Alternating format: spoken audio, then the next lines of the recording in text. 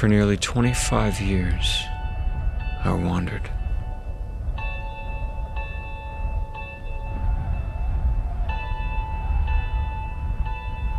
I was born in 1968 to a good family, though we didn't believe in God. In fact, as I grew older, I began to make fun of people who thought God was real. I didn't need somebody else's make-believe God. I was certain he wasn't there. From age 14 to 22, I lived entirely for myself. I was popular in high school, and I partied hard. I even won 2 state basketball championships. By age 18, I had a full-ride scholarship to play college basketball. I felt like I was on my way. But 4 years later, it all came crashing down. I'd made some bad choices, and gradually I lost everything I had earned. I'll never forget the day, at age 22, on a Thursday, that I decided to end my life. I sat in the school cafeteria that day, thinking about how I was going to do it, how I would spend my last weekend on Earth, when I overheard 2 girls at a nearby table talking about fasting and prayer.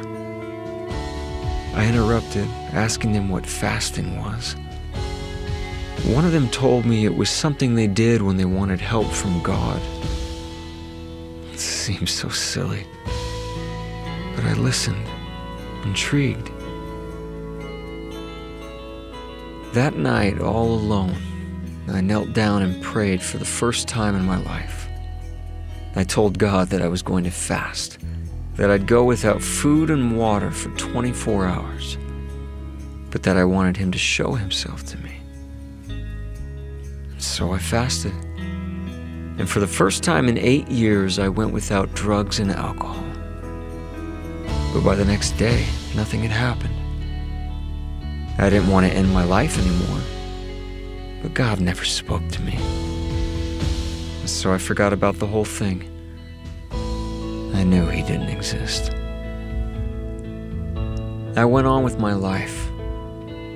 And then oddly, a month later, an old friend called inviting me over.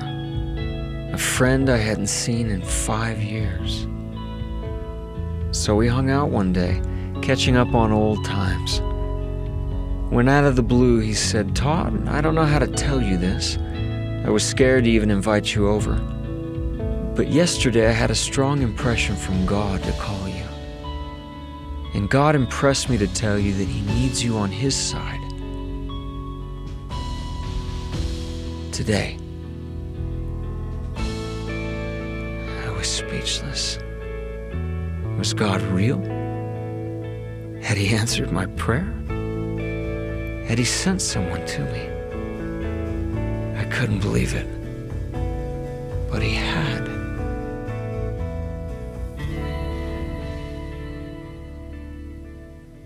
With my friend's help, for the next year and a half, I fought like a lion to overcome all my problems. Up and down I went, succeeding and failing along the way. But little by little, I started to see small but obvious things happen in my life. The answers to questions that had long bothered me began to be revealed. Slowly, things started to change. Finally, I decided to attend church. One day, someone there reached out, inviting me to a church-sponsored picnic. I felt a bit awkward about it, but I decided to go. It turned out to be the straightest party I had ever been to. No drugs, no alcohol, silly games for the kids everyone had brought. And then we had lunch, and someone wanted to pray over the hot dogs. I thought it was strange, but I bowed my head and closed my eyes. And then my life changed.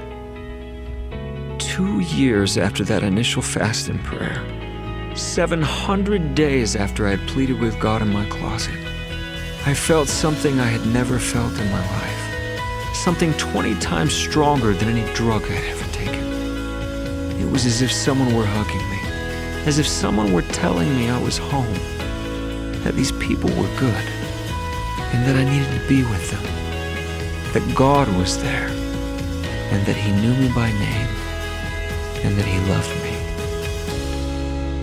I had always thought that if God were to manifest Himself to me, that He would come down in a lightning bolt, or in a great clash of fire. But I learned that day at the picnic that I was wrong. I realized that it is part of our condition as mortals to sometimes feel as though we are surrounded by darkness. But even though we may feel lost, that God promises to illuminate the way before us, no matter how long it takes. For 2 years, God had nurtured a questioning soul. Little by little, He had given me as much as I could handle, until the day I was humble enough to hear fully what He wanted to tell me. I also learned by my own experience that spiritual light rarely comes to those who merely sit in darkness, waiting for someone to flip a switch. It takes an act of faith to open our eyes to the light of Christ. 20 years later, I still don't know everything, but I now know who I am. I know who God is, and I know that God's light is real.